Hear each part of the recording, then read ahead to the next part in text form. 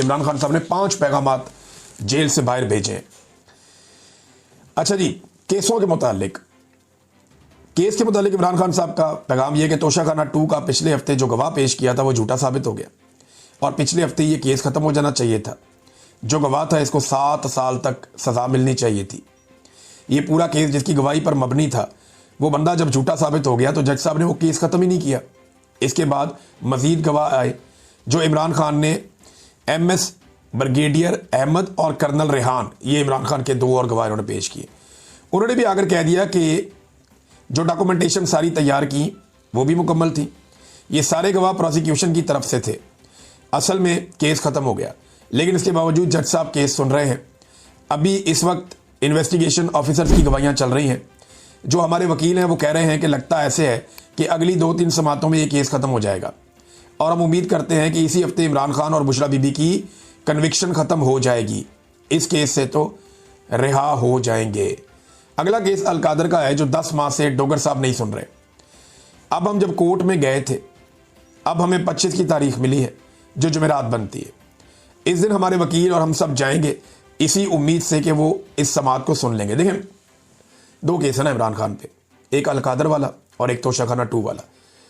अब जो तोशाखाना 2 की दुर्गत बन गई है अडियाला जेल में, उसके बाद तो सज़ा नहीं हो सकती इमरान खान को।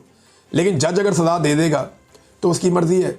इमरान खान को पहले कौन सी सज़ाएं ठीक हुई हैं? हाई कोर्ट में जाके सारी की सारी उड़ गई, चाहे वो केस हो साइफर वाला चाहे कोई और हो, सारे उड़ गए।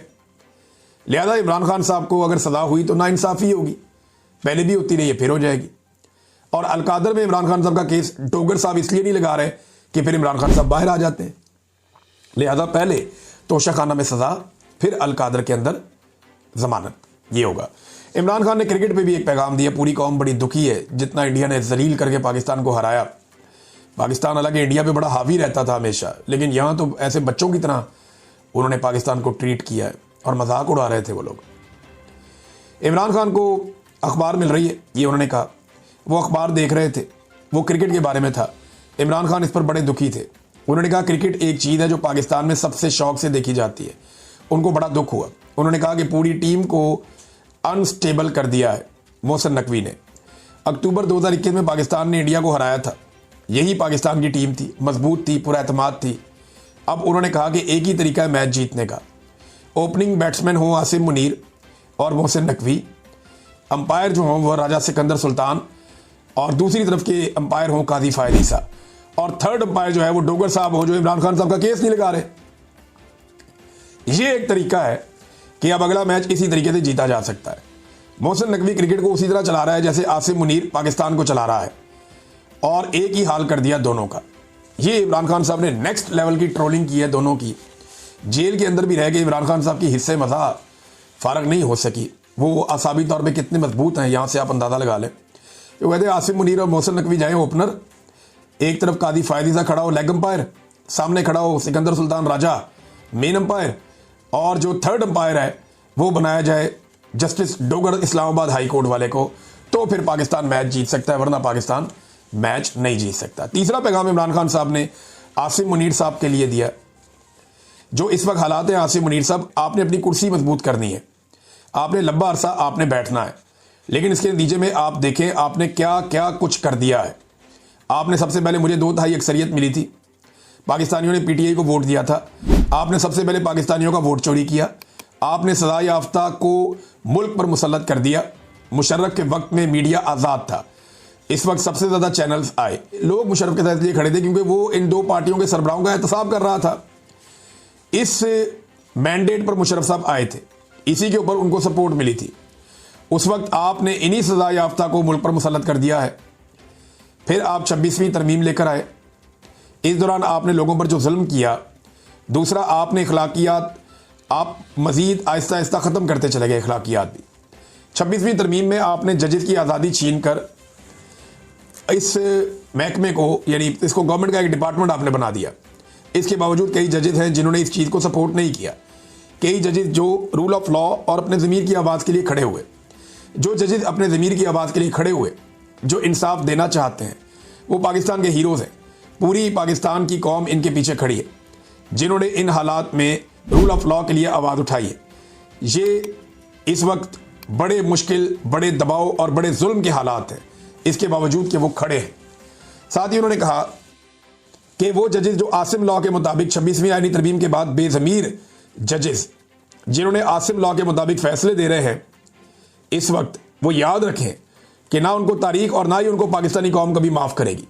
27 सितंबर के लिए उन्होंने एक पैगाम दिया इमरान खान साहब ने पेशावर जलसे के लिए कि देखें, ये इसलिए आप सारे जमा होंगे कि जो इस वक्त पाकिस्तान में जुल्म हो रहा है, अगर आप इसके खिलाफ नहीं खड़े होंगे, आप रूल ऑफ लॉ के लिए नहीं खड़े होंगे, आप जमहूरियत के लिए नहीं खड़े होंगे, जो आज़ाद मीडिया के लिए नहीं खड़े होंगे, यही आपकी आवाज़ है।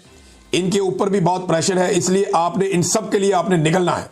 यानी आवाम को कहा कि आपको अगर खड़े ना हुए तो फिर आप इनके लिए खड़े नहीं होंगे, तो आपने इन तमाम चीज़ों के लिए खड़े होना है, आपने निकलना है। पूरे पाकिस्तान से आप इसमें शामिल हों, ये आपकी आज़ादी के लिए है। इसको कामयाब करना इसलिए ज़रूरी है कि आपको पता चले कि आप अकेले नहीं हैं और सब ने मिलकर इसको कामयाब करना है। अपनी पार्टी के लिए इमरान खान साहब ने पैगाम दिया आखिरी कि अली अमीन गंडापुर और जुनैद अकबर मिलकर इस जलसे को कामयाब करेंगे और इनके पीछे पूरी पार्टी इनको सपोर्ट करेगी। आप 3 साल से बातचीत कर रहे हैं एस्टेब्लिशमेंट के साथ, लेकिन जितना भी आप आगे बढ़ने की कोशिश करते हैं वो उल्टा आपको मजीद दबाने लगते हैं और जुल्म बढ़ता जाता है। आप हमें देखें, जो जेलों में बैठे हैं, बुशरा बीबी, इमरान खान और बाकी कैदी, बल्कि एक कैदी कासिम खोखर को वक्त पर इलाज नहीं दिया गया और वो जेल में शहीद हो गया। बेगुनाह इंसान जेल के अंदर जान से गया, तो इसलिए जो कुछ जुल्म हो रहा है वो दिन ब दिन बढ़ता जा रहा है और मुज़ाकरात का अब कोई फ़ायदा नहीं है। मैंने ख़ास हदायत दी है, ये पैगाम बैरिस्टर गौहर, अली अमीन गंडापुर और बैरिस्टर सैफ को आपने कोई रब्ता नहीं रखना एस्टेब्लिशमेंट के साथ, आपने एस्टेब्लिशमेंट से कोई रब्ता नहीं रखना। हाँ, अगर एस्टेब्लिशमेंट कोई बात करना चाहती है तो जेल के अंदर आकर मुझसे बात करे। और एक और बात उन्होंने अखबार में पढ़ी कि सऊदी अरब के साथ पाकिस्तान का हालिया मुआहदा हुआ है। उन्होंने कहा ये बात हमें पहले से पता थी और ये खुद खुशाइन चीज़ है, क्योंकि जहाँ इस्लाम की 2 सबसे मुकद्दस जगह हैं, इनकी हिफाजत के लिए हर पाकिस्तानी को फ़ख्र होना चाहिए। जब हम इन 2 मुकद्दस मकामात की हिफाजत करेंगे तो ये बैनुल अक़वामी ताल्लुकात के लिहाज से भी एक मुस्बत पेशरफ्त होगी। तो इमरान खान साहब ने इसको बड़ा पॉजिटिव करार दिया है। ये नाज़रीन खबरें हैं, अभी इमरान खान साहब का ट्वीट भी आएगा तो कुछ डिटेल्स मुझे आपके सामने रखनी है, कुछ चीज़ें और भी हैं। अब कासिम नामी नौजवान को, कासिम खोखर को हथकड़ियों के अंदर उसकी लाश को लाया गया। आप अंदाज़ा करें ये निज़ाम किस हद तक गिर गया है, किस हद तक फरसूदा हो चुका है। और जो सुप्रीम कोर्ट ऑफ पाकिस्तान में 5 जजेस ने जाके जुर्रत दिखाई, उन्होंने अपील की तो उन्हें कहा गया कि ज़ाती रंजिश पे मबनी उनकी अपील है। सारी ज़िंदगी जस्टिस आलिया नीलम साहबा की जो वालदा है, उन्होंने, इनकी फैमिली ने नवाज शरीफ साहब के कारकुनों का किरदार अदा किया है। मियाँ नवाज शरीफ साहब के घर की बैक साइड पे एक मोहल्ला है जहाँ पे ये रहते थे, इत्तफाक अस्पताल की बैक साइड पे, और वहाँ पे मशहूर है वकीलनी के नाम से कि यहाँ पे वकीलनी रहती है आलिया नीलम साहिबा। अगले वीलॉग में आपको बताऊंगा। अब तक के लिए इतनी, अपना ख्याल रखिएगा, अपने चैनल का भी। अल्लाह हाफ़िज़।